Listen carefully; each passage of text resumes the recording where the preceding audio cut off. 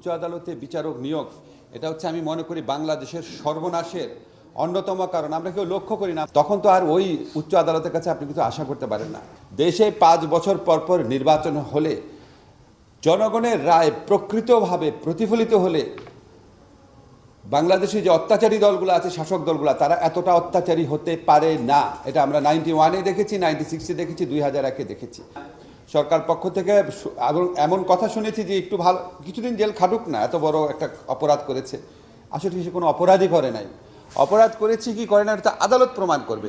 কিন্তু আওয়ামী আমলে একটা প্রবণতা চালু হয়েছিল, দোষী সাব্যস্ত হওয়ার আগেই, অপরাধের বিচার হওয়ার আগেই দিনের পর দিন জামিন নাকচ করে মাসের পর মাস, বছরের পর বছর জেলে রাখা। এবং আপনারা দেখেছিলেন মুশতাকের মৃত্যু হয়েছিল, ডিজিটাল সিকিউরিটি এক মামলার এক আসামি, কি নির্মম, কি করুণভাবে তার মৃত্যু হয়েছিল। মানে বাংলাদেশের জুডিশিয়ারি হয়ে গিয়েছিল নির্যাতন, নিপীড়ন এবং মানবাধিকার লঙ্ঘনের একটা হাতিয়ারে পরিণত করা হয়েছিল এটাকে। তা আমি একজন খুব সাধারণ মানুষ মনে করি নিজেকে। আমি সবসময় বলতাম, দেশে যদি সুষ্ঠু নির্বাচন হয় তাহলে বিচার বিভাগ কখনো এত নির্মম, এত নিপীড়কে পরিণত হতে পারে না। মনে আছে সেলিম ভাইরা মাঝে মাঝে বলতো জ্বলন্ত করুণ থেকে কি ফুটন্ত করায়। কিন্তু আমার একটা থিওরি আছে, আমি আজকেও বলে যাই, দেশে 5 বছর পর পর নির্বাচন হলে জনগণের রায় প্রকৃতভাবে প্রতিফলিত হলে বাংলাদেশে যে অত্যাচারী দলগুলো আছে, শাসক দলগুলো, তারা এতটা অত্যাচারী হতে পারে না। এটা আমরা 91-এ দেখেছি, 96-এ দেখেছি, 2001-এ দেখেছি।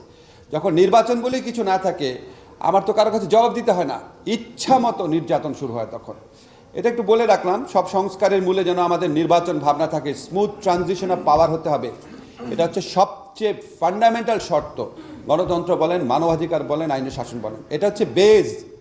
শুধু নির্বাচন দিয়ে কি হবে এই সমস্ত কথা আর বলেন না। শুধু নির্বাচন দিয়ে কি হবে না হবে এটা যারা বলেন, 1991 নিম্ন আদালতের স্বাধীনতা বলতে আমরা বুঝি যে উচ্চ আদালতের কাছে তার জবাবদিহিতা থাকবে, এটাই তো।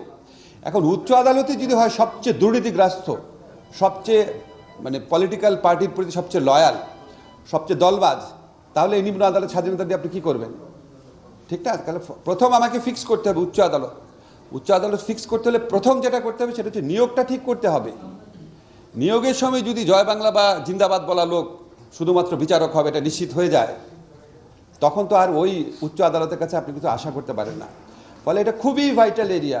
উচ্চ আদালতে নিয়োগের আইন যেটা, সেটা আমরা 3টা ড্রাফট আমরা পেয়েছি। একটা বিচার বিভাগের সংস্কার কমিশন করে দিয়েছেন, একটা মাননীয় চিফ জাস্টিস করে দিয়েছেন ওনার অফিসের মাধ্যমে, আরেকটা আছে যখন আপনার মনে আছে 111 গভর্নমেন্ট আমরা যখন বলি, তারা তাদের আমলে একটা আইন করেছিল। সো 3টা ড্রাফট আমরা দেখেছি।